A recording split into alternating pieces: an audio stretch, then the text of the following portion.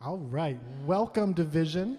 I'm so glad you're here. Slancha, you can tell we're celebrating Erin Gobra or something like that. Well, let's all stand together and sing out some affirmations.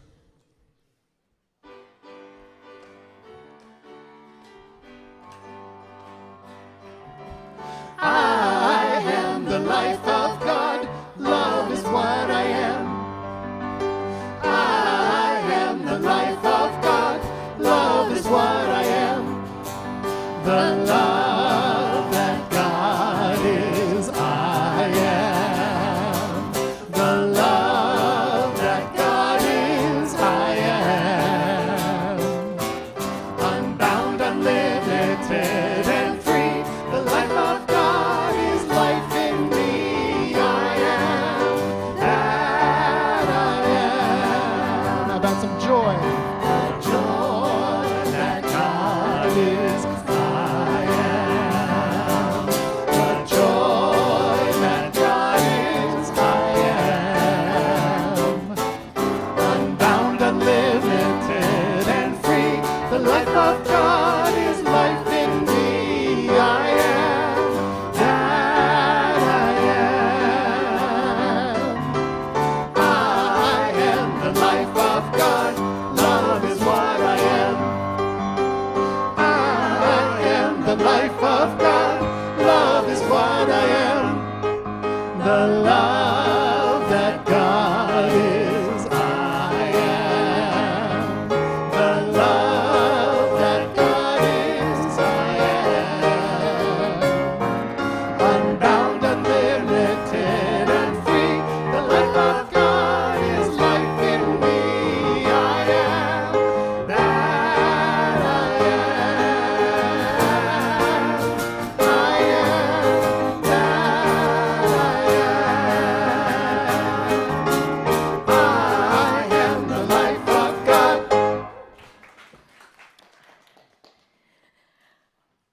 Top of the morning to you.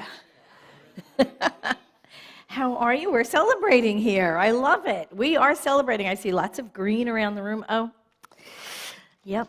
And I know a little leprechauns had left something for me. That's lovely. Let me get this out of the way. How are y'all this morning, y'all? Now I'm a southern leprechaun. Okay, all right. It's getting a little confusing in the room. How are you this morning? How's everything?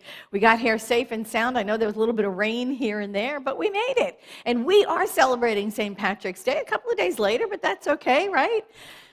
You know what I love about Vision? I love that we'll celebrate anything.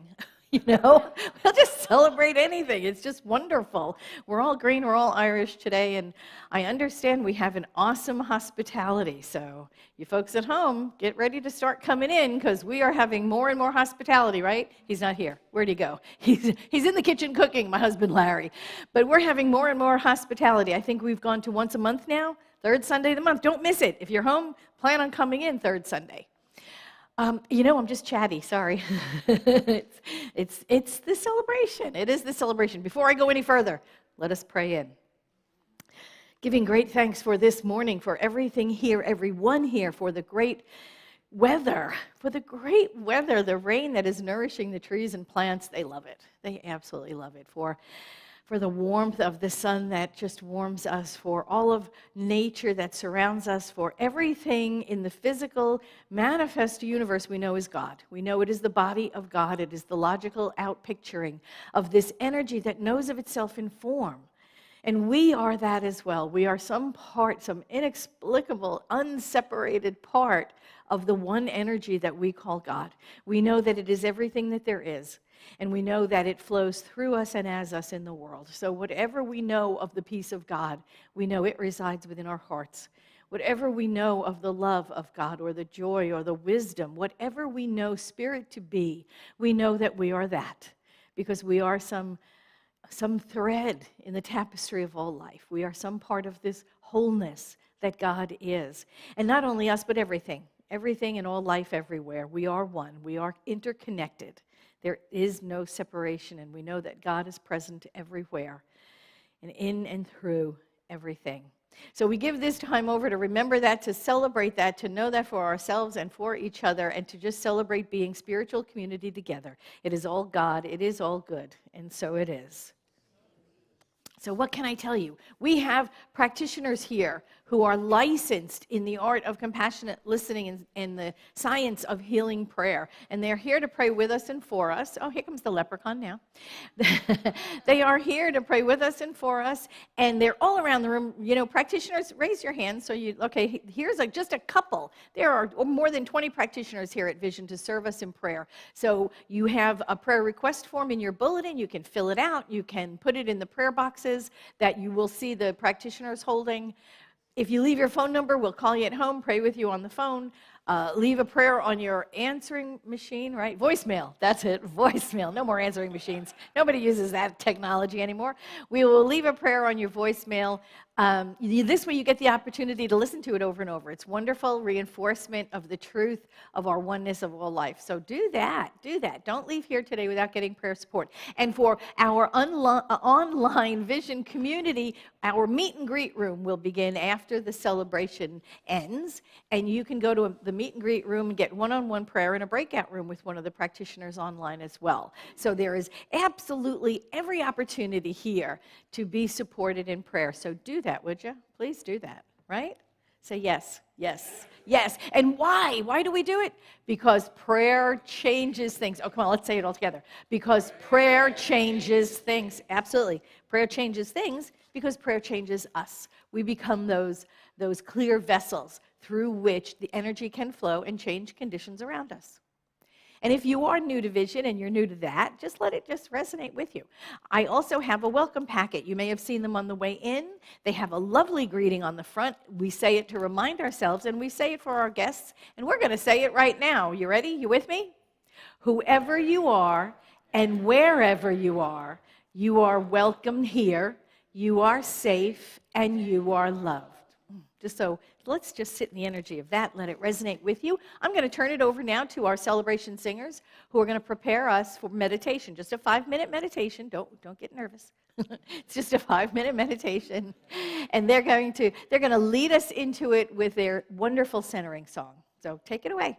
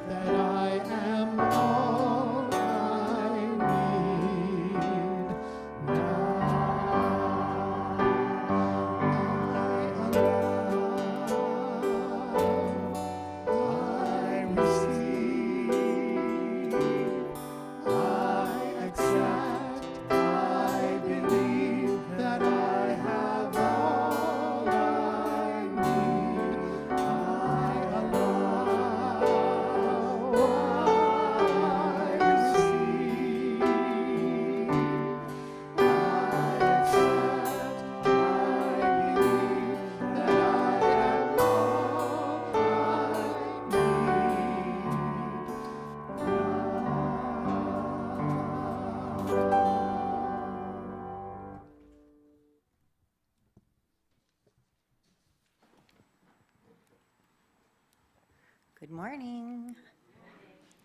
My name is Diane Russell. I am a staff minister here at Vision. Please take these quotations into your heart as we move into the silence and allow the tones of the bowl to bring you into and out of the 5-minute meditation. So the first quote is from Timothy Ferris. Take things like playfulness and purposelessness very seriously. I think I would have encouraged myself to let go a little bit more and not pretend to know where all this is going. You don't need to know where it's all going. And the second one is from Dr. Ernest Holmes. It is a wonderful experiment and a great adventure to make conscious use of the law, to feel that we can plant an idea in mind and see it gradually take form.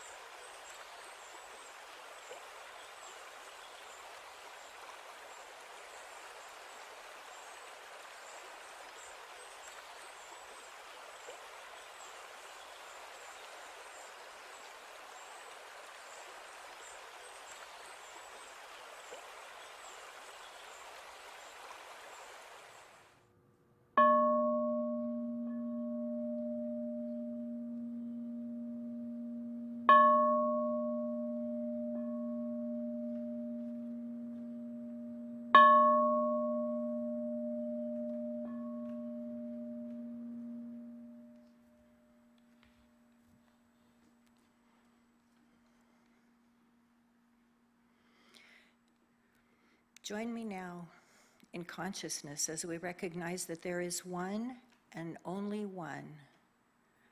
It is this one that is the source of all of life. It is that life force that flows in and through and as us. It is energy. It is all good. I know that this one guides and directs us always. And so, as the quote said, we don't need to know where it's all going. When we take an adventure or we take a journey in our car, we don't see from the beginning to the end. We just trust. And so in our life, we don't see the beginning to the end. We don't see each step of the way. We trust. We trust God. We trust Spirit. We trust life. I know that this is true for each one of us. That as we open our heart and open to the trust and the faith, we are guided and we are guarded, and we do the next thing, the next step, whatever's in front of us. We do that next thing. And then the next thing is given to us or shown the way. We are always guided by our intuition, by Spirit, by whatever you want to call that life force in us that gives us strength and wisdom. I know that there is the appearance sometimes of a lot of other stuff, but remember that there is always beauty, and there is always joy, and there is always laughter. And so take those in. Take in that playfulness. Live in the uncertainty and know that it's all good. It's all good. It's all God. Live in the trust. Live in the faith. Live in the wisdom. I know this morning that everything unfolds right and perfect as always. That Reverend Patti's inspiring talk touches us at a deep level, that this music is going to fill us to overflowing, that the connection that we have with each other, this community, this friendship, is heart-opening and love-strengthening. In gratitude, I let these words be complete, done in the mind of God, and done in form. And so, with that, together we say, and so it is.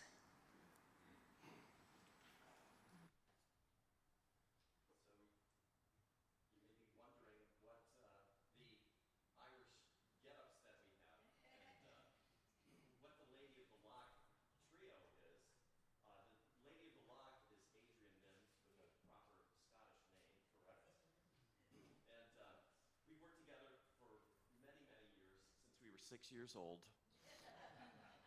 So, and the three of us, we travel to a lot of senior care centers and play music, healing music for people. And we do Oktoberfest gigs, and we do, what are some of the other things we've done?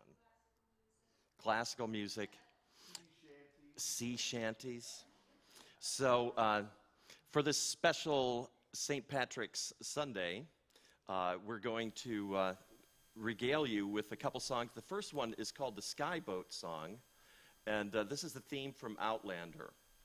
And they wrote beautiful lyrics, because if you know Scottish music, the lyrics are always just catastrophes. So, completely inappropriate. I'm sitting here looking at it, it's like, you're not singing this, are you? No. You know? No, we're not singing it. And then after the break, Jim will introduce a song. So, and Adrian plays many different instruments, alto flute, and Native American flute, and she'll have some CDs to sell afterwards too. So please welcome Adrienne Nims.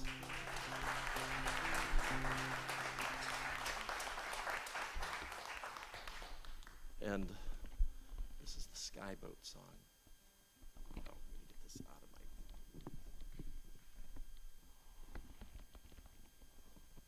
my...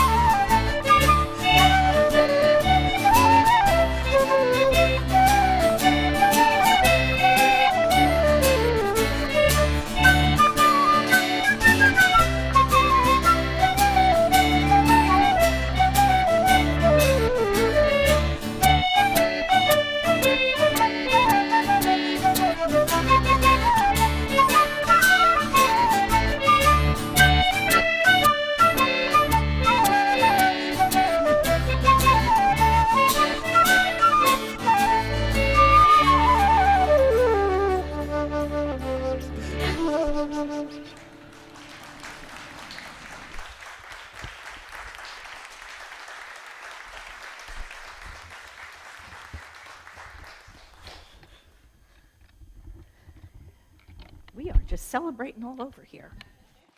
I love it. We have so much to celebrate. So, here we are in the month of Living Everyday Wisdom at Play. And today's talk is Playful Planting. Playful plant, that sounds nice, doesn't it? Playful planting. Actually, just being playful sounds nice. And and yet, sometimes don't you feel like this spiritual path that we're on, sometimes the spiritual path is a lot of work? Right? We even call it work, don't we? It's like time to do the work. We do. We make it sound like really difficult. We get into a teaching like this, first of all, we get into a practical spirituality, a teaching like this, and we begin to learn these principles, right? And these principles begin to change our lives.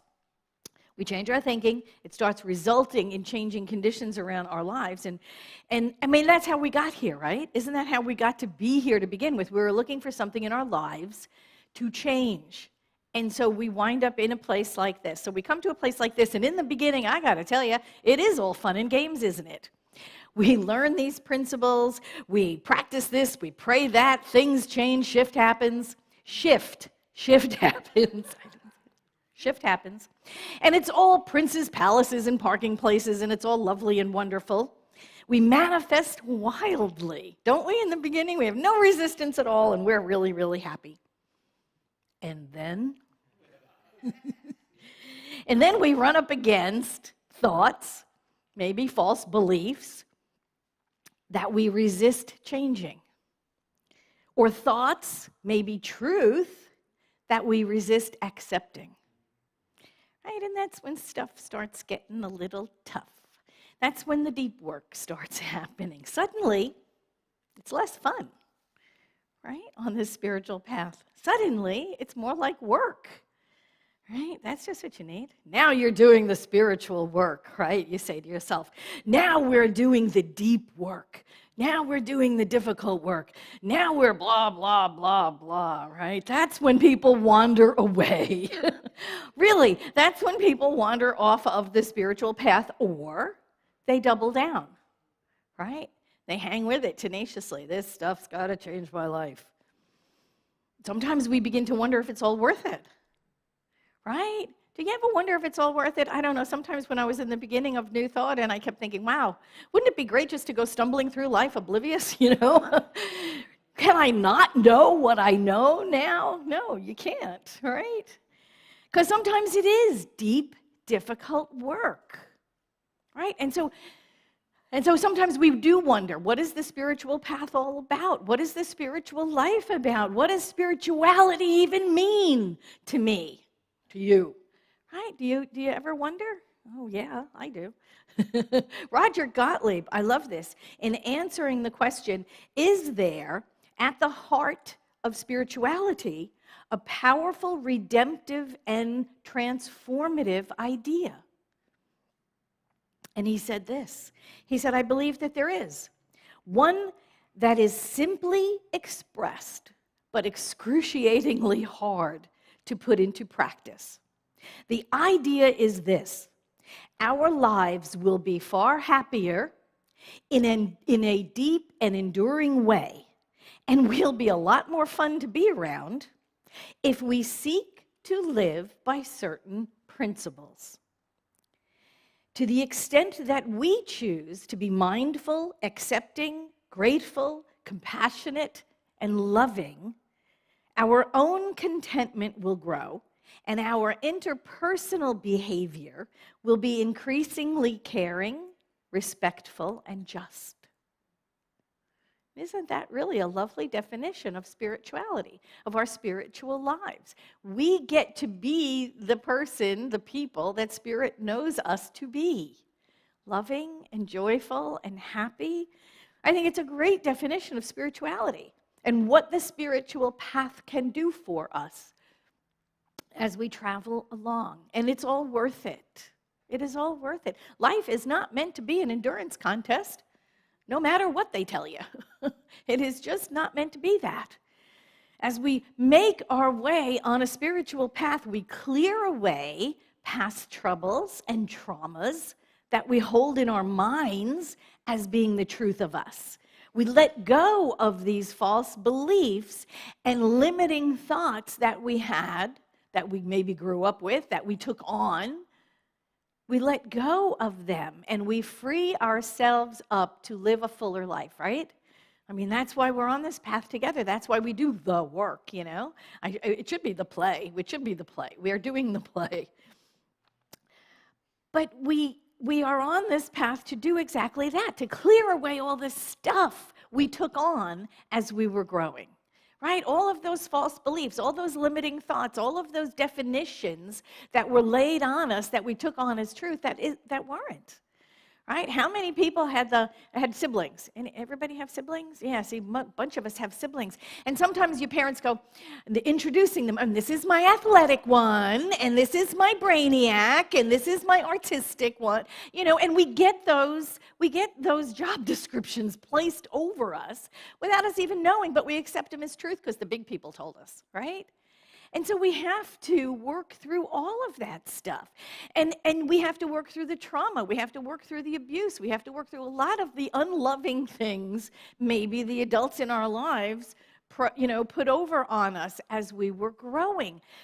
This stuff keeps us from healing.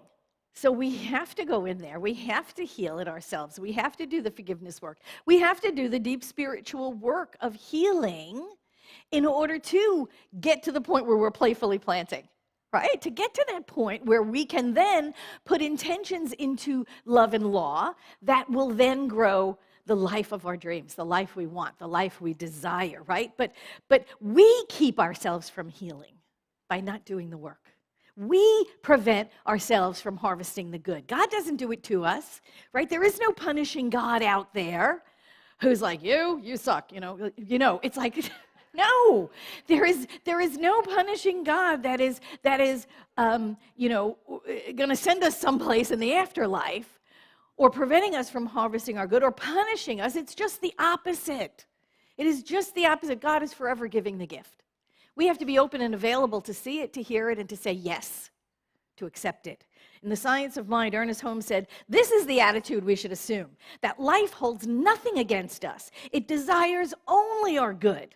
It wants us to be well and happy and successful, but it wants us to play the game of life the way it is supposed to be played, in unity and cooperation. Now, this is the deep work, right? This is the deep work. Clearing out all the false beliefs, clearing out all the things we've been raised to think, clearing out all of that stuff that is limiting our experience of this whole and wonderful and lovely life that Spirit is trying to give us, right? Ernest Holmes said Spirit is pressing around in and on us, all around us, to give us the good. And we're busy like this because we're standing in the shadows, and meanwhile the sun is shining on us and we don't see it. So the deep work, the difficult work must be done. And yes, it may not be fun. That's maybe not the fun part. But the payoff is worth it. Where you get to is worth it. Healing the limiting beliefs and the false thoughts, that's all worth it. Digging out those painful memories and those experiences, it can be challenging, but it's worth it. And I know sometimes we feel like all we do is pull up the weeds, right? Before we even get to the planning stage, we have to pull up the weeds, the false thoughts, the limiting ideas. And how and when do we ever get to the playful planting stuff if all we're doing is pulling up the painful weeds, right? It's like, God, am I ever going to get through this part? But we do. And we cannot create the life of our dreams without leaving space to plant and to manifest the good. We have to clear away a space. We have to create that vacuum. Right? Because we know that the universe hates a vacuum or hates to vacuum or something like that, right? And we need to clear away that space in order for the new to come in. The only way we make room for the new thoughts to be planted is by weeding out the area that we want to plant, right? We have to do it. And it's not enough to know what caused the false thought to begin with. It's really just not enough to know that, because that doesn't change what we do. Right? We must go beyond just knowing to replacing the false thought with a powerful mental equivalent. Ernest Holmes talks about this all the time. What's the false thought? Well, here it is, I'm unlovable. Maybe. I don't know. Maybe there was no affection and, my parents didn't whatever, right? So the false thought is maybe, I'm unlovable, but it's not enough just to know that. We have to then go that next step. Well, what are we going to replace it with? What is the truth? What is the spiritual truth of me? What do I want to change it? If that thought brought about that condition, then a new thought will bring about a new condition. See how that works? Hey, that's why we call it new thought. Isn't that clever? Anyway, that's what we're doing, right? Because it's not enough to know what caused it. Great. Because what happens is, if we don't change the thought, if we don't create a mental equivalent, like Ernest Holmes said, of a new thought, we just keep out picturing the same thing over and over and over again with monotonous regularity, right? Kind of like chronic pain, we have chronic thought, And the same thought over and over again will attract back into your experience the same condition. Maybe it's a different, shape and form and person, but it'll be the same condition over and over. Keep having the same thought. You're going to keep getting the same condition. And so what spiritual truth do I want to use instead of the one I've been operating under that's creating the condition I do not want? We have to adopt a new thought, right? And if we don't take that time, if we don't take that extra step, we will keep repeating the same old, over and over and over again, like Ernest Holmes said, with monotonous regularity. So it's a two-step process. So it's about identifying what's holding us back. It's about identifying that thought. It's like you don't have to believe every thought you think. You really don't. Look at it. Examine it. Say, it's like, is that my thought? Or is that like something my parents used to always say?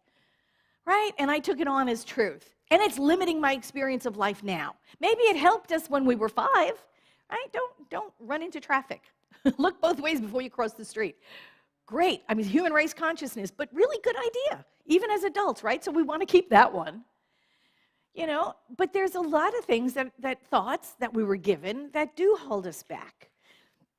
And if we don't take that extra step to identify a mental equivalent we want to go with, then we keep just operating under the guise of the old thought. Chronic thoughts, just like chronic pain, will continue to attract into our condition the same old condition. Oh, I'm dealing with this again. Oh, I'm dealing with this again, right? How many times do you change jobs and you get the same old boss, Same guy.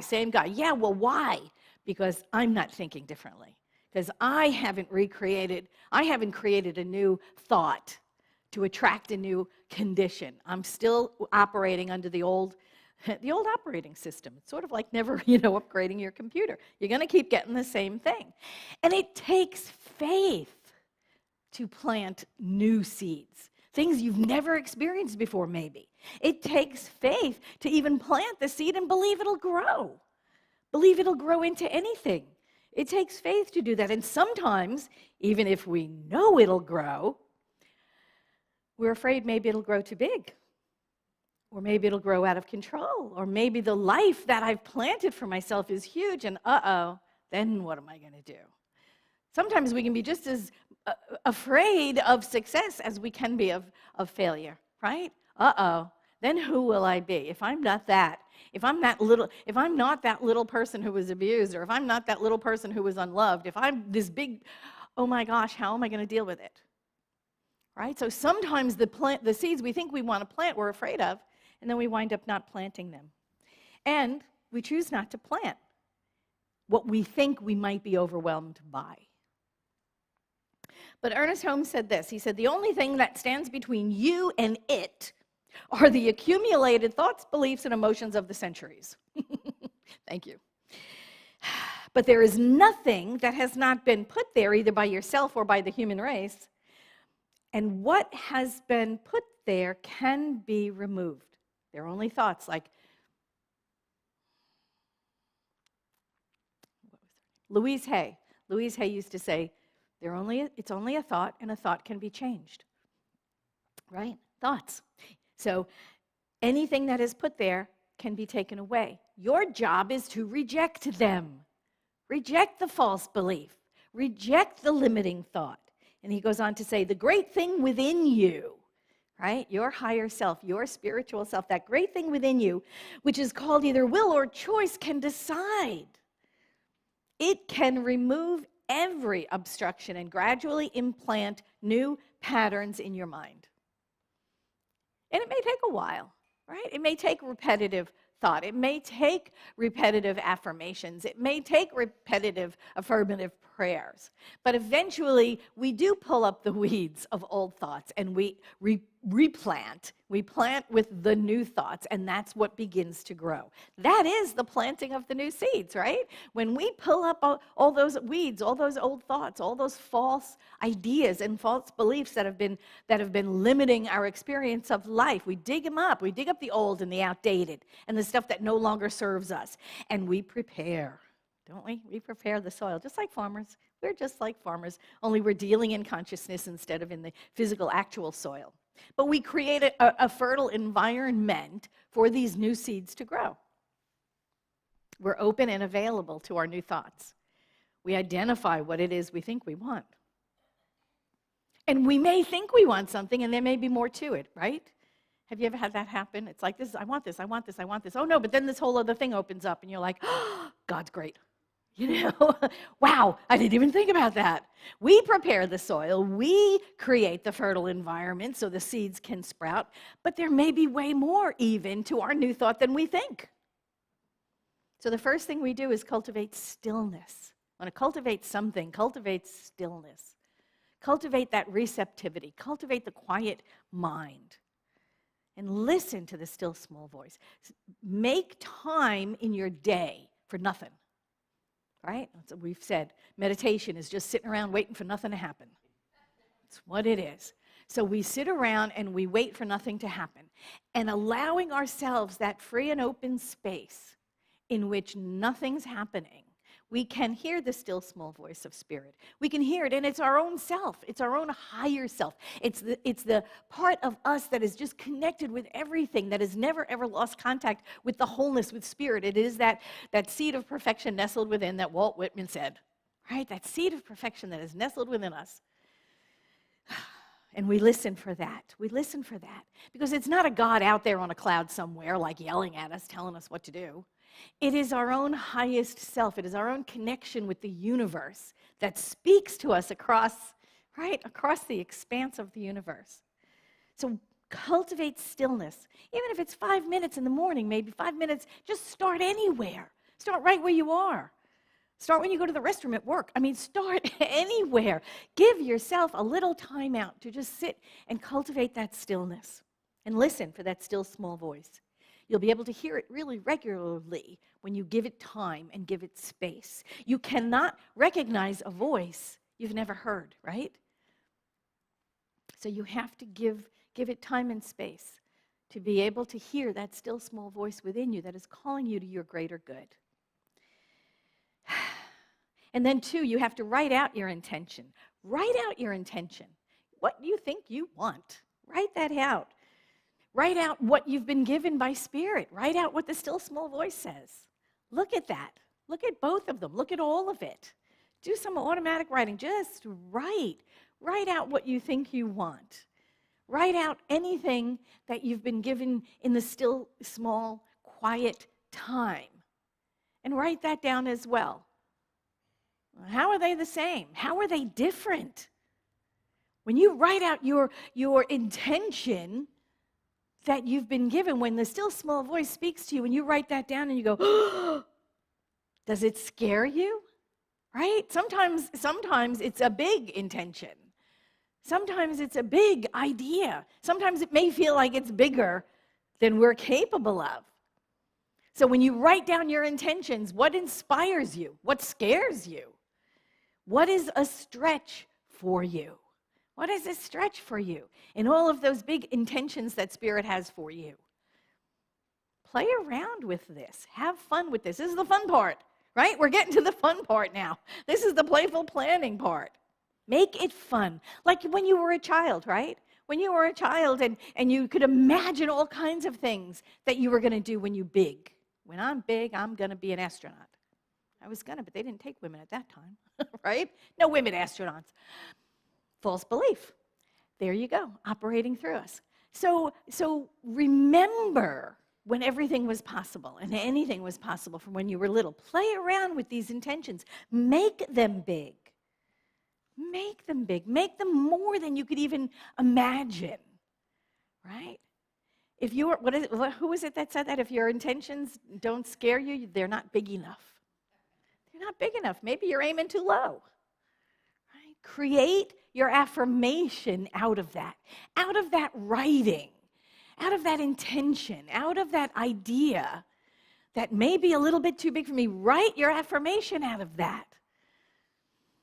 And it should be big. It should scare you a little. You don't want your affirmations to be something that's like really doable. Oh, I could do that, you know. Oh, yeah, I've done that before. That's not your intention then. If you've done it before, it's not your intention. It's got to be bigger than that. And then, after you've written it, you want to say it out loud, don't you? You want to say it out loud, even if it scares you. That's okay. Nobody else is in the room, right? Nobody else is there. Just stand in front of the mirror and say it out loud. That's who you are. That's your new thought. Make it so. And then you know you have to say the magic words, right? I love that. Anyway, you know what the magic word is? Come on, you've heard it over and over and over in your whole life. When the magician has the wand, come on. Abracadabra, yes. You got to say the magic words. Abracadabra. You know abracadabra, right? Make it right. Okay, well, it has a history. Abra in Aramaic is the Aramaic equivalent of the Hebrew avra, which means I create. And kadabra is the Aramaic equivalent of the Hebrew kadibor. I hope I'm pronouncing it correctly. I might be screwing it up. But kadibor, which means as is spoken. So altogether, the word means I create as I speak. That's what that magical word is that all the magicians use. Abracadabra. I create as I speak. That is the I am. That is the I am. You are using the words I am. This is your practice, right? This is the I am speaking. Abracadabra. I create as I speak. This is what Ernest Holmes said. We plant something in the law, it goes to work on it, it creates change in our lives. So speak your intentions out loud. Use the magic words. Use the I am. And use the 5-step prayer treatment. Place your affirmation in the middle of that 5-step prayer treatment. This is your practice then. To say those affirmations, to use the affirmation in the middle of the 5-step prayer treatment. This is your practice. Every ounce of your being is dedicated to that intention. Every ounce of our being is then just dedicated to that intention. You become the owner of your thoughts, your words, and your actions when you say them out loud and you release them into the world. And then the 4th step is you have to detach from outcome. Stay out of the how. We say this all the time. Stay out of the how. Detach from the outcome. The how is the domain of spirit. How's this going to work? How's this going to happen? How am I going to get there? How am I going to get this? How am I going to accept this into my life? How? Don't even worry about it. Don't worry about the how. The how is the domain of spirit. And Ernest Holmes reminds us, no form is permanent. All forms return to the formless. The formless is eternal. Form is temporary. There is an eternal play of life upon itself. This is necessary in order that mind can be expressed. The human is an expression of the original mind, right, of spirit. And the human can temporarily call forms into being if we will it. That's it. That's what we're doing. When we demonstrate, we are using the divine creative process that spirit uses. We are co-creating as spirit and form. And then when we demonstrate, right, we have this new intention, we planted this seed, we're loving it, we're having a total fun, and we demonstrate it, and something happens in the physical world as a result, we go, or, you know, one or the other, really. Either we love it, we hate it, and then we want to do something else. More, please, right? When we have a demonstration we love, or, that's interesting. I say that a lot now. That's interesting. And we are free to create again, aren't we? We are creative beings. We've manifested everything in our lives up till this point, and we've done it unconsciously, right? You're living a great life, and you just have no idea how you got there. You've created it. You have co-created it with Spirit, not even knowing, but believing you deserved it, right? Was it Neville that said, we don't get the life we deserve, we get the life we believe we deserve? That's how we've manifested everything up till now. We just didn't know it.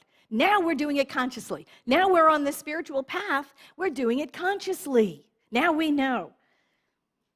We embrace the oneness. We embrace each other. We embrace Spirit. We accept things into our lives. Ernest Holmes said what? I don't make things happen, I make them welcome. I make them welcome. I accept things into my life that when I am in alignment with Spirit, with the dynamics of love and law, when I am in alignment with the way things work, I'm in the flow. And I speak my word, and things change around me. We speak our word with power and authority. We speak the I am, and conditions around us change. We are creative beings because we've been made in the image and likeness of the Creator. And so everything that we do is a microcosm of the macrocosm. Spirit created the universe. We create our little part of it, don't we? We recreate our own little part of it by using the same divine creative process that Spirit uses. We are creative beings. Have fun with it. Have fun with it. Prove the principles to yourself. Love points the way, law makes the way possible. We do this by clearing away the fields, planting new seeds, allowing it to flow. It flows through us, and it outpictures in the conditions around us. And if we want to change our conditions, we have to go back and change the seeds, change the thoughts. Ernest Holmes said, the human is not God. God is human. All ice is water. Some water is ice, but not all water is ice. Neither is ice all there is to water. In other words, we must be aware that some inner play of the universality beyond us, forever extending and widening and deepening our individuality. This whole thing we're talking about is about the emergence of life from within us. It is what makes us sing and dance and love and create and be born in this world and then die to it, all of which is a natural process. It's not as an evolution of Spirit, because Spirit is an eternal changelessness, but it is the evolution of the nature that expresses. And we are that. We are the self-knowingness of God at our level. So the spiritual path need not be sullen and serious, you know? You see all those self-help books in the bookstore and all the pictures on the back. Everybody's like that, you know? And it's like, no, dudes, it doesn't have to be serious. The teaching itself is serious. We can approach it with the same joy and love that we approach everything in life. The spiritual path need not be sullen. It is a joy to be alive, isn't it? It is a joy to create, to manifest the life we desire. Plant seeds of intention with love and with joy. Plant seeds of intention in wisdom and in playfulness. Have fun with it. Prove to yourself, beyond a shadow of a doubt, that you are one with life. That life has your back. That life intends you to be happy and fulfilled and joyous. And plant your seeds with wild abandon and grow the greatest life you can. Thank you.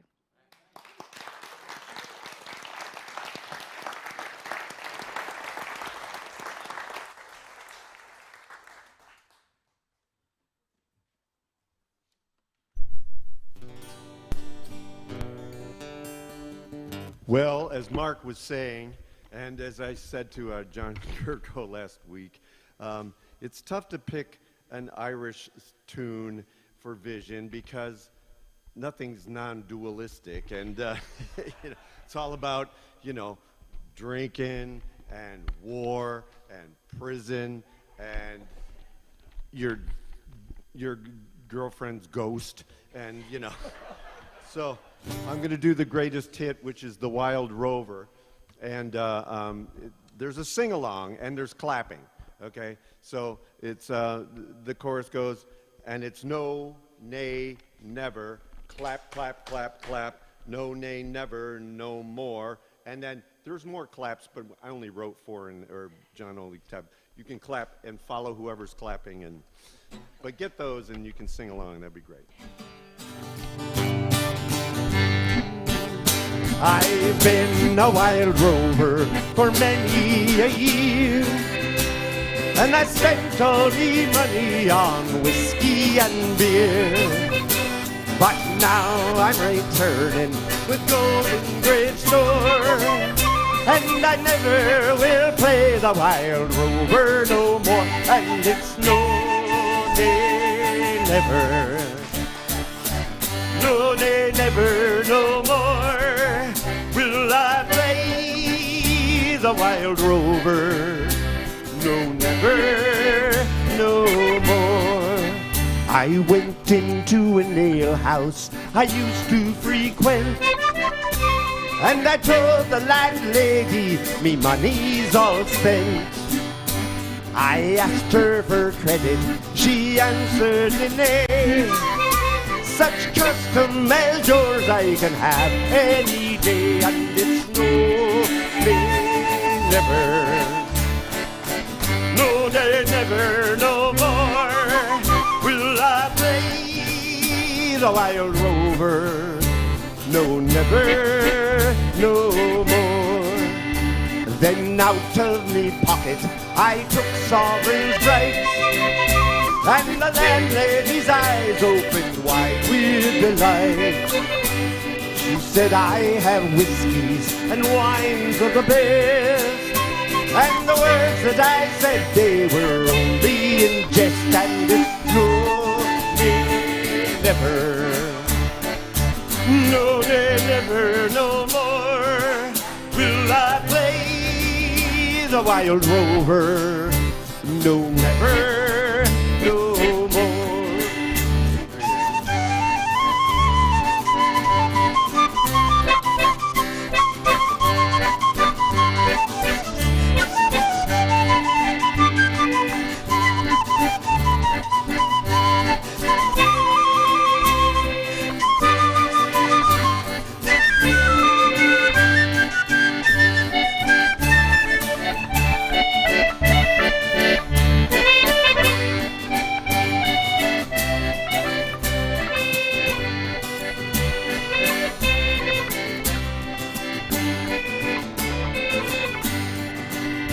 I'll go back to me parents, confess what I've done, and ask them to pardon their prodigal son.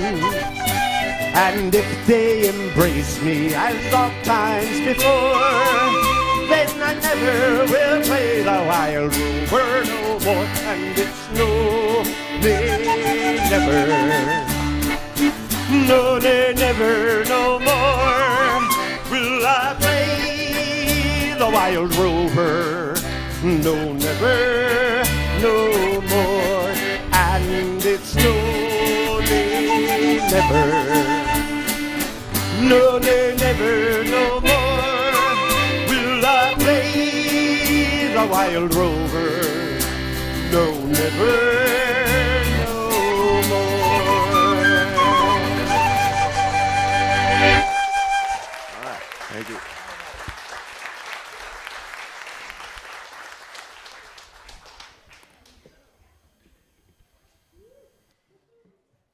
We're doing something else. Hang on a second.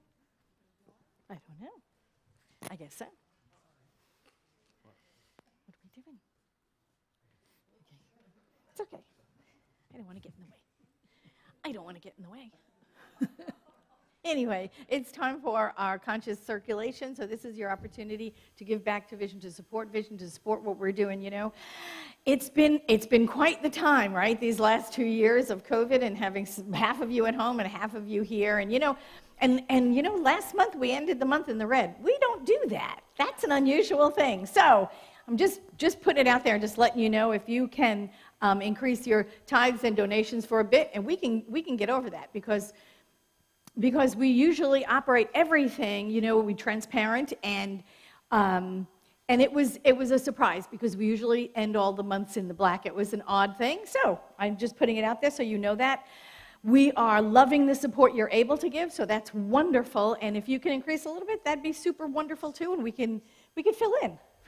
We could fill in the back part and just continue to do what we do in the black. I like being there. That's a much better place to be. So, if you are giving today, thank you. We really do appreciate it. And just know that it goes towards supporting this ministry and what it does in the community and in the world in large. And you'll hear more about that when Johnny Kirko comes up for the last word. Anyway, I would love for you to put your gift in your hand. If you are giving online, if you are an online tither, just think of it, bring it to mind, and let us go within in prayer, knowing that God is abundant, that there is no shortage, there's no limitation, it doesn't exist, that God is abundance, and God is love and joy and beauty and balance. And that's what we're about. We're about the balance, the joy, the love, just allowing it to flow through us, and the abundance as needed, allowing it to flow through us so that we know we stand in the river of God's abundance, and we stand open-handed and open-hearted, and we accept gratefully the good that is given, the good that always flows to us and into our experience of life. And we give graciously, knowing that as we pass on that first and best, it absolutely returns to us. That there is a law of cause and effect. There is a law of circulation. And that we are part of it because we are part of life, because we are part of spirit. We know that we are one. I give great thanks for all of the good that is circulating right through this room right now in the form of loving energy. I know that there is absolute love and joy, abundance and freedom right here, right now. And I know it is God as us in the world. So giving great thanks for all of the good we have already manifested and all of the good that we are manifesting right here, right now, I simply say thank you, God, and so it is.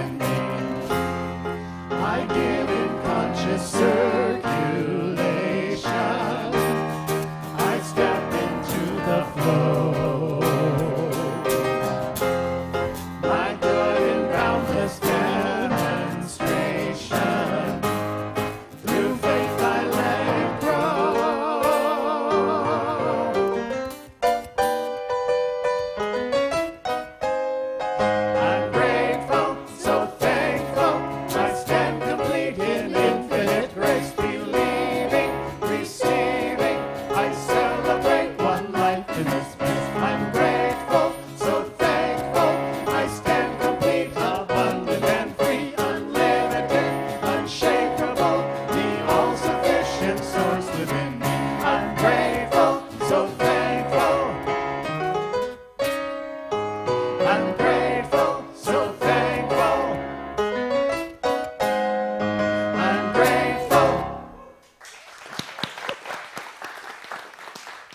is awesome. You know, we have been busy celebrating St. Patrick's Week here this morning, but it has not escaped me that it is still Women's History Month. So I want to bring up Hummingbird. She's going to talk to us about one of those delightful women in history we may or may not know about. How you doing, Hummingbird? I'm good. How are you? Good. I'm doing well. Go take it from here. So good morning and happy St. Patrick's Day. So today, I'm quite sure everyone has heard of Katherine Johnson, the African-American mathematician, computer, born in West Virginia, who helped John Glenn go out into space and Neil Armstrong. However, before her, there was Native American math whiz Mary Golda Ross, born August 9th, 1908. Ross grew up in Park Hill, Oklahoma, the great-great-granddaughter of Chief Cherokee John Ross, who led the Cherokee Nation during the traumatic and turbulent Indian removal era of the 1830s that resulted in the forced relocation of thousands of Cherokee people. Mary Golda was the first known Native American female engineer and the first female engineer in the history of Lockheed. Ross attributed her successes to the rich heritage of her Cherokee people and the importance of tribal emphasis on education. Sounds like my parents. I was brought up in the Cherokee tradition of equal education for boys and girls, she said. It did not bother me to be the only girl in the math class. Her hometown was the original site of the famed Cherokee Female Seminary, the first women's institution of higher education west of the Mississippi. Its cornerstone was placed by Chief Ross in 1847. The curriculum emphasized science, the courses in botany, chemistry, and physics. In 1909, the seminary became part of Oklahoma's state educational system and was renamed the Northeastern State Teachers College. In 1925, Mary Ross enrolled here at the age of 16 and graduated with a degree in mathematics. During the Great Depression, she taught science and math in rural Oklahoma. She put her skills to work on behalf of other Native people, first as a statistician, I hope I'm saying that right, for the Bureau of Indian Affairs, and then as an advisor to girls at the Santa Fe Indian Boarding School in New Mexico. The school later became the Institute of American Indian Arts. But Ross not only had numbers in her head, she had stars in her eyes too. And so she returned to school in 1938 and earned her master's degree in astronomy at the Colorado State College of Education, now known as Northern Colorado University. She eventually moved to California, where she landed a job as a mathematician research assistant at Lockheed in Burbank, California.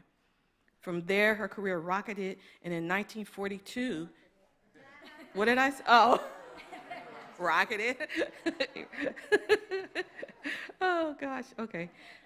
In 1942, she joined the Lockheed Martin Aircraft Corporation as one of the only handful of women mathematicians.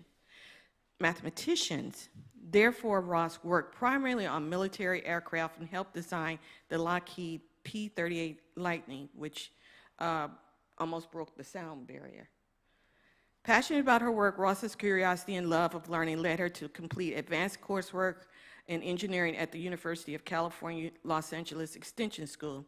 Through her studies, Ross qualified as a registered professional engineer in 1949. She was first known Native American woman engineer. Ross's new title enabled her to take on more responsibilities. 6 years later, Ross was one of the only engineers and the sole woman selected to join Lockheed's Martin New Missile Systems Division, AKA Skunk Works. Oh, somebody do know her. The company's top secret think tank that paved the way for space travel. Much of her writing and research for Skunk Works still remains classified. As a mathematician and engineer, she wrote a number of professional and theoretical works and was one of the authors of the NASA Planetary Flight Handbook, Volume 3, about space travel to Mars and Venus. She was a boss. In 1958, Mary G. Ross stumped the panelists on the game show What Is My Line? When they finally discovered what she did, the show host admitted that he himself was surprised of her occupation. Who was Mary G. Ross? She was another hidden figure, a mathematician and engineer whose role in America's space age is largely unknown. Her life's work is celebrated in the August 9th, 2018 Google Doodle. After retiring from Lockheed at the age of 65, Ross made it her mission to encourage young women and Native Americans to pursue careers in math, science, engineering, delivering lectures to high schools and colleges. Ross bequeathed more than $400,000 to the Smithsonian Museum of the American Indian in Washington, D.C., to help tell the ongoing story of the Native American people.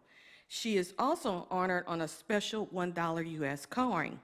The design for the 2019 American Indian coin features an equation representative of Mary Goldis Ross' contribution to the U.S. space program and her skills in math.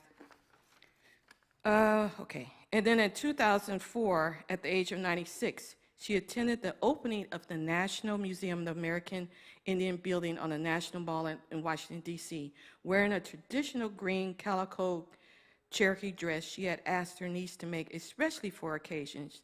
Green. She marched in the opening procession of 25,000 Native people. Said a friend, she felt she was part of the history being made again. She herself said, the museum will tell the true story of the Indian, not just the story of the past, but an ongoing story. Ross transitioned 4 years later, a few months before her 100th birthday, and she passed in Los Altos, California. She was a boss. Thank you.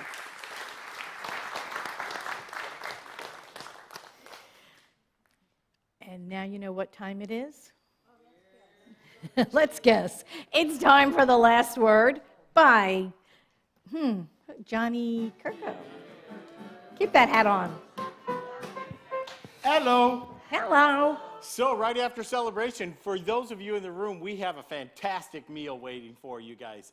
Thank you, everybody who brought the food. Thank you, guys. Appreciate that. Enjoy that. If you're online, you're not going to be eating with us, but you can spend some time with the Vision community online.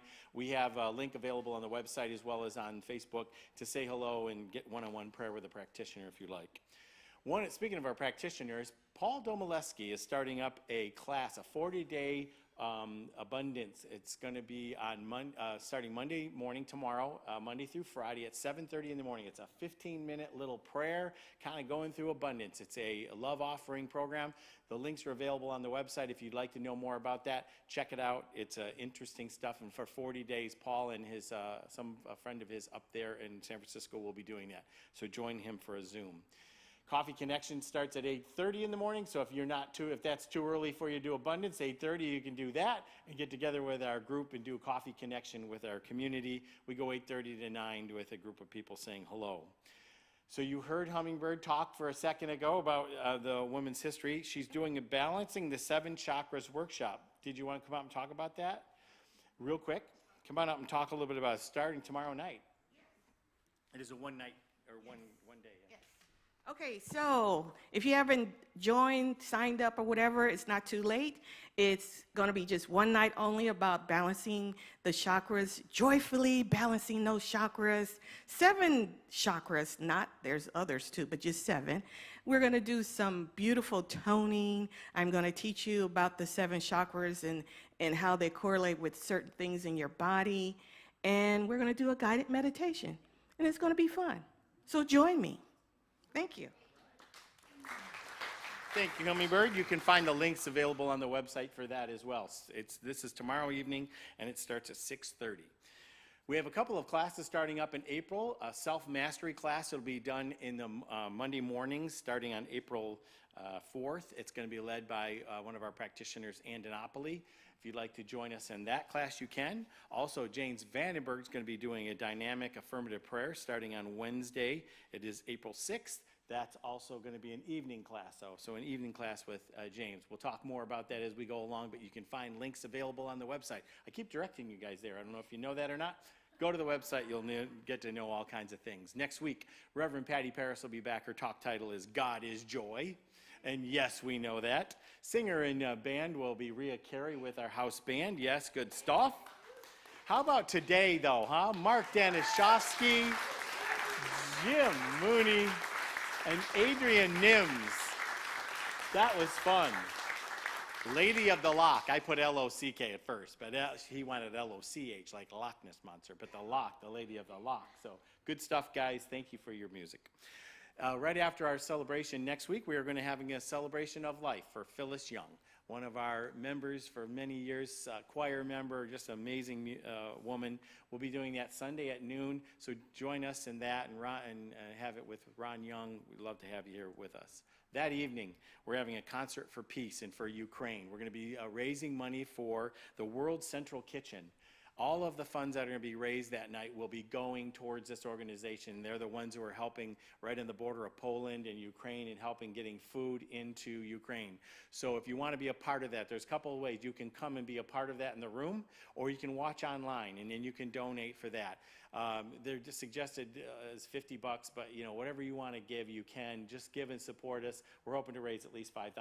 So look on the website for links on that as too. Love you guys. Thanks. And all of the musicians and performers, they're all donating their time, so 100% of the proceeds will go to the World Central Kitchen. So just so that you know that.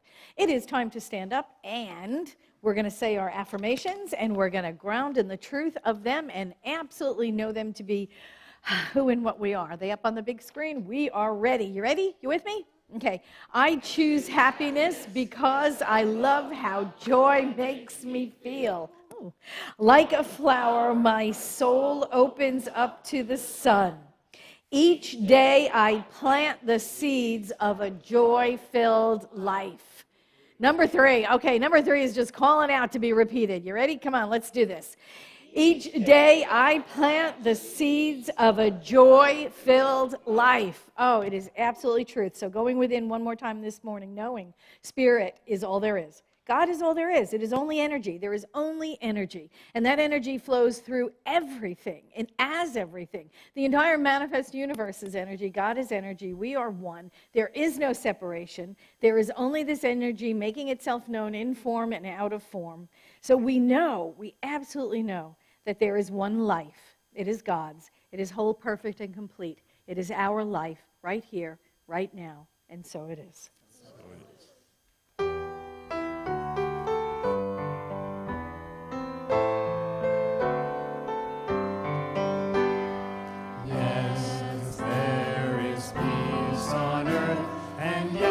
Begins with me. Yes, there is peace on earth, the peace that was meant to be.